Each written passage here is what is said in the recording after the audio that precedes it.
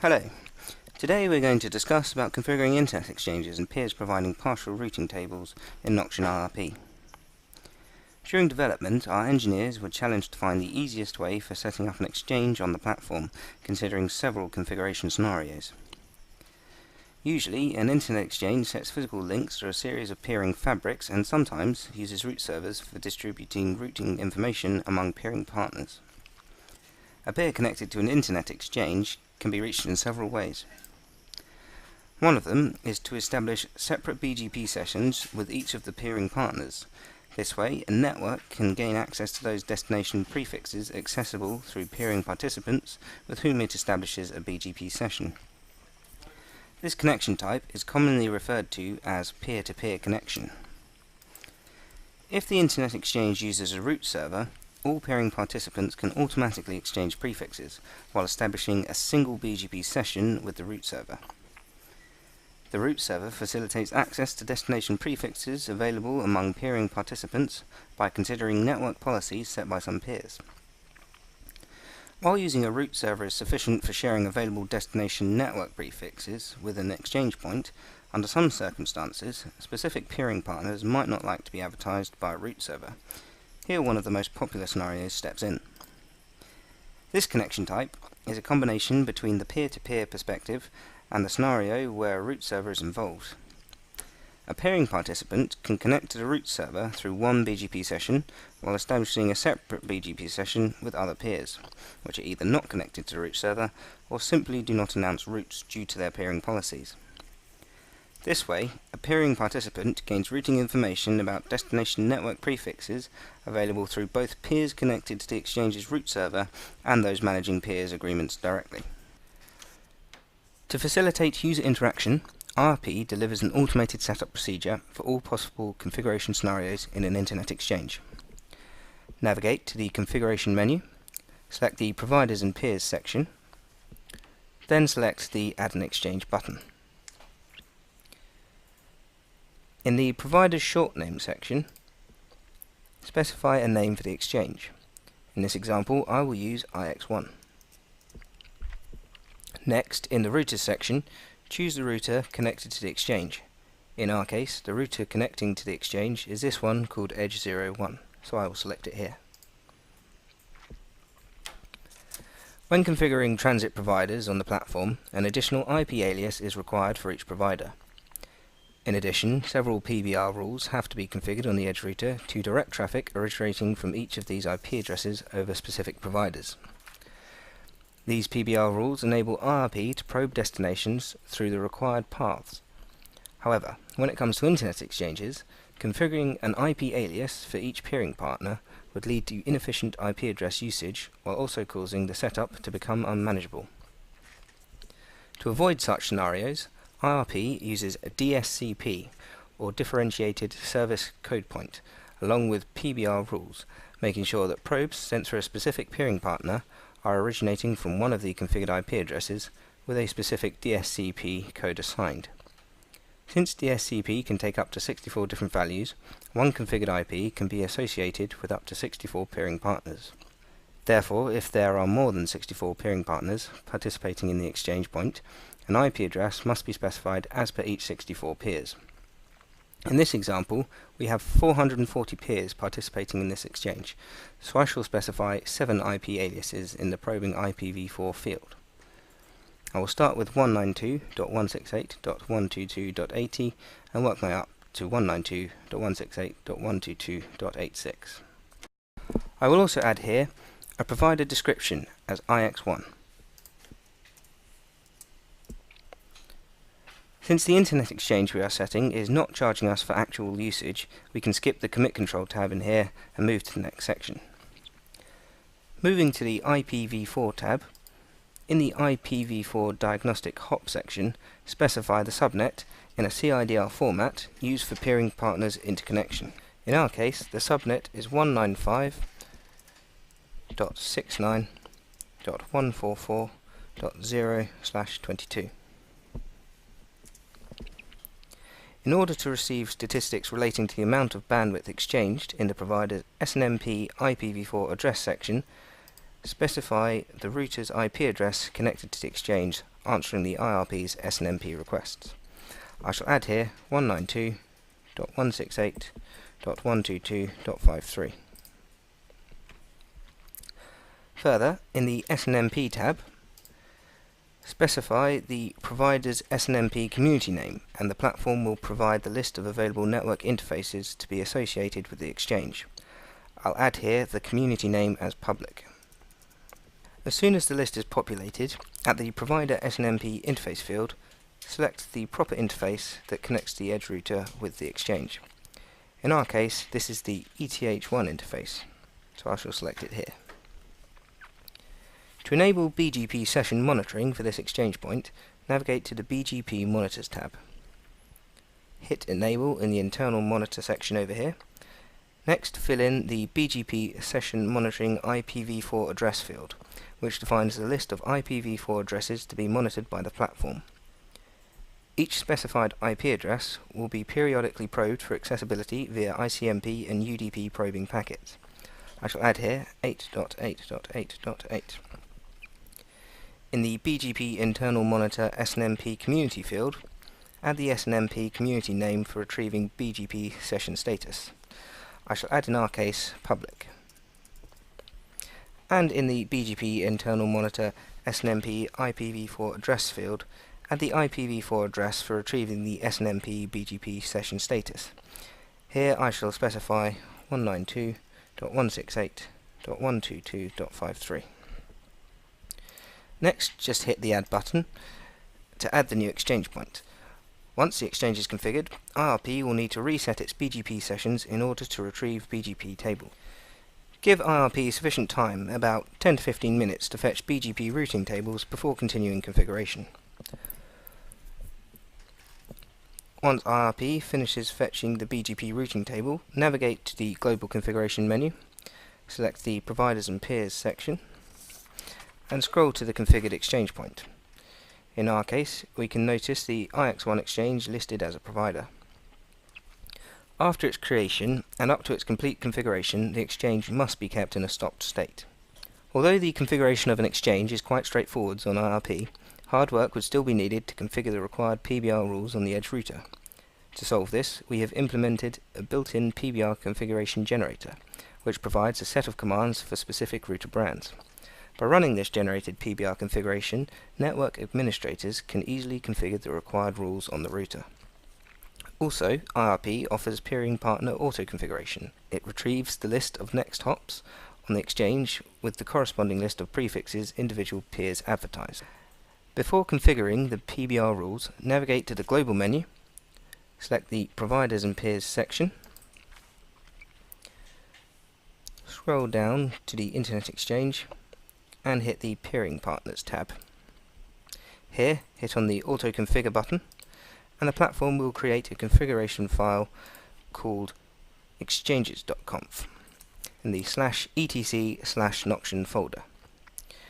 Please avoid any manual changes to the exchanges.conf file because it will be overwritten by the IRP's configuration generator. Now navigate to the Peering Partners section. If IRP completed the configuration of the routing tables, you will notice a list of partners available for peering. Next, hit the PBR button over here, and a pop-up window will appear, inquiring about your router brand, route map, ACL name, and the router's interface. Fill in these fields according to your own router configuration and simply hit Submit. I shall choose here our router brand as Cisco. The route map in our case is IRP-IX. ACL name is set to 1, and the interface is VE4. After hitting Submit, a PBR config.txt file will be generated.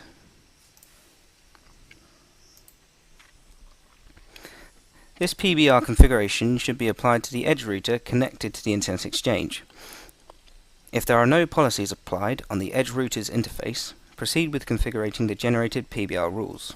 However, if such a configuration exists on the router's interface, then you need to adjust it according to the generated PBR configuration file. When the PBR rules are configured on the edge router connected to the exchange point, IRP is ready to start improving exchange traffic. Keep in mind that starting this exchange will require a BGP session restart. To initiate it, navigate to the Global Configuration menu, select the Providers and Peers tab, scroll to the Configured Exchange point,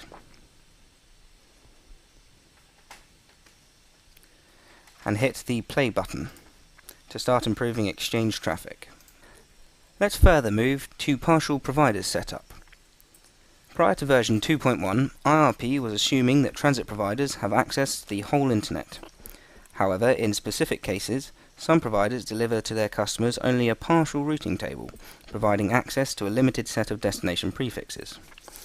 Prior to the release of 2.1, IRP was probing all destinations among existing configured providers, and this was both time-consuming and resulted in timeouts for destinations unavailable through such providers. Noction defined these transit providers as partial providers, and before probing a destination, IRP checks the availability of this prefix through the connected partial providers. If the prefix does not exist in the partial provider's routing table, the platform skips probing through it, saving a considerable amount of time. Let us suppose we have a provider delivering access to only 25,000 destinations. To add it, navigate to the Global Configuration menu, select the Providers and Peers section, then hit the Add a Partial Provider button. As you may notice, the setup is identical as for a regular provider, so let us walk through the whole process. At the General tab, specify the provider's short name. In our case, I will describe it as ISP1. Then, in the router section, select the edge router that this provider is connected to. In our case, I will select Edge 01. Next, specify the probing IPv4 address. Usually, it is the next hop IP address of the specific provider. This parameter is used to verify that a route actually passes through this provider. I will add here 192.168.122.87. Further, in the provider cost per megabit per second field, specify the provider's cost, which is considered only in the cost optimization mode. I will add here $5. In the maximum load per interface section, specify a value in megabits per second if you want IRP to stop sending traffic through this provider when this limit is reached. In our case, we shall leave the default value as no limit. In the provider's description section, specify the full name of the provider. In our case, I shall specify ISP1. Moving to the IPv4 tab, specify the IPv4 diagnostic hop, which is the next hop IP address of the specific provider. I will add here 172.16.32.32. In the provider SNMP IPv4 address section, specify the router's IP address available to be polled by SNMP. I shall add here 192.168.122.53.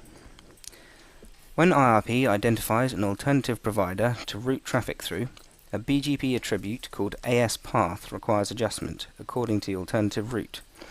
IRP follows an AS-path restoration algorithm. If this algorithm fails, another one backs it up, restoring the attribute by using the provider's ASN and the destination's hop ASN. For this algorithm to work, properly specify the remote provider ASN over here. In this case, we will add 42120. Next, in the router next hop address section, add the next hop IPv4 address to be used in the advertisements generated by IRP. Normally it is the IPv4 address of the partial provider. Here I will specify 172.16.32.32. Further, in the SNMP tab, you will see the provider SNMP IPv4 address is auto-filled, so we can move to the provider's SNMP community section, where I shall specify the SNMP community name as public.